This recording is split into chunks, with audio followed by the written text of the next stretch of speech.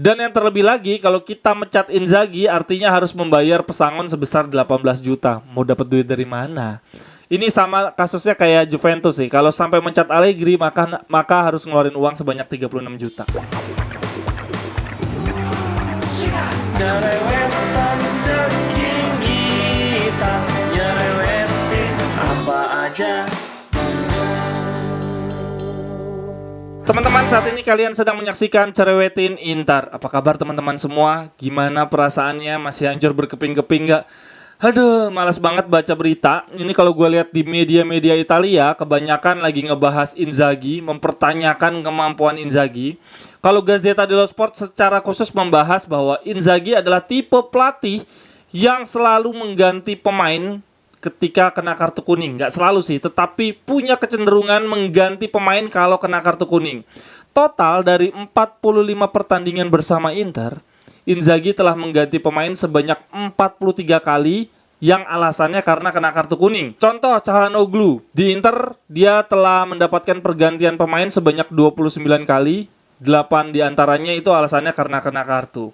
Inzaghi juga tipikal pelatih yang sangat senang memanfaatkan 5 pergantian pemain, memanfaatkan seluruh kuota.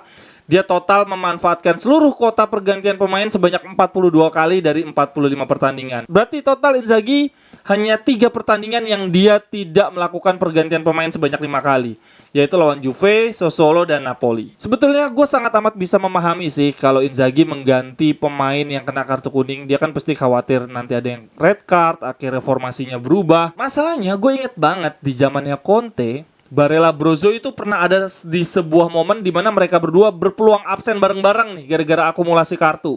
Sekali aja Barella sama Brozo kena kartu kuning, mereka berdua absen barengan. Itu padahal vital banget. Ternyata selama 4 bulan Barella sama Brozo sama-sama gak kena kartu kuning sama sekali. Itu artinya Conte bisa mempersiapkan pemain untuk disiplin gak kena kartu kuning. Sementara Inzaghi gak ada di level itu sepertinya. Tapi kalau dari sisi Marotta, sepertinya dia bukan nyalain Inzaghi. Marotta lebih melihat ini sebagai permasalahan fisik, karena dari yang gua baca Marotta mengincar pelatih fisik, mantan pelatih fisiknya Juventus, yaitu Roberto Sassi. Dia sedang didekati Marotta untuk mengisi bagian athletic preparation, persiapan dalam hal fisik. Di babak kedua, di antara menit 45 sampai 67, Udinese doing nothing, tidak melakukan apa-apa, tidak membuat Inter kesulitan. Udinese cenderung di awal babak kedua mengalami kebingungan.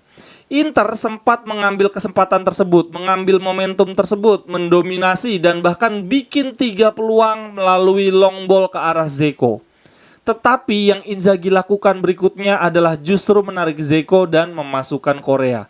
Selebihnya momentum itu hilang dan Korea tidak bisa melakukan apa-apa sampai dengan menit akhir. Betul juga sih, gue lihat kemarin Dzeko sempat ada beberapa peluang. Dan di sini Di Canio mengkritik bahwa kenapa Inzaghi malah narik Dzeko. Justru di saat itu Dzeko lagi bagus-bagusnya. Ini ada beberapa momen-momen menyebalkan, teman-teman, silahkan dilihat. Ini detik ke-18 awal babak kedua. Dzeko kosong, Gagliardini bukan yang ngoper ke Dzeko, malah nendang ngaco. Kemudian ini ada momen juga ketika Korea harusnya bisa nge-shoot dengan cepat atau ngoper ke Lautaro, malah kelamaan gocek, akhirnya kerebut. Sementara ini momen kebobolan kita yang ketiga melalui sundulan. Kalau teman-teman lihat posisinya Aslan sangat kosong, Brozo sama Barella berusaha ngejar. Ketika mereka bertiga posisinya sejajar, Barella sama Brozo malah bengong. Jadinya si Aslan bisa dapat ruang kosong untuk nyundul dengan santainya. Nah, kalau yang ini jelas momen di mana Deulofeu bisa lepas nyundul dengan santai padahal dia bukan pemain tipe jago nyundul. Dan lihat siapa yang marking, De Vrij lepas. Dia yang bikin corner gara-gara blunder. Dia juga yang bikin kebobolan dengan tidak nge-marking Deulofeu dengan ketat. Yang bikin menyebalkan, media-media justru memberikan nilai bagus buat Handanovic, bangke emang. Giliran Inter main bagus dikasih nilai jelek. Giliran Inter jelas-jelas mainnya jelek, ini si Handanovic dikasih nilai 6,5. Barella juga dikasih nilai bagus. Gue rasa ini ngejek sih. Tapi yang pasti teman-teman, sampai dengan detik ini gue baca di semua media, Inzaghi situasinya masih aman, tidak panas, tidak terancam dipecat. Gue rasa manajemen juga kesulitan mencari pelatih berkualitas untuk gantiin posisi Inzaghi saat ini. Menurut gue Inzaghi salah satu yang potensial dan orangnya nerima aja, dikasih pemain siapapun, manapun pasti mau. Dan itu sulit banget nyari pelatih yang seperti itu. Dan yang terlebih lagi, kalau kita mecat Inzaghi artinya harus membayar pesangon sebesar 18 juta. Mau dapat duit dari mana? Ini sama kasusnya kayak Juventus sih. Kalau sampai mencat Allegri maka harus ngeluarin uang sebanyak 36 juta. Tapi menurut gue international break ini harus dimanfaatkan dengan baik oleh Inzaghi, menata ulang, konsolidasi. Dan kalau masih jelek juga sampai dengan Piala Dunia, gua sangat amat yakin umurnya Inzaghi cuma sampai Desember atau Januari. Teman-teman silahkan sekali lagi komentarnya, keluarkan unek-uneknya. Momen-momen apa yang kemarin paling disayangkan ketika melawan Udinese. Sampai ketemu di cerewetan-cerewetan berikutnya. Bye-bye. Thank you. Cerewet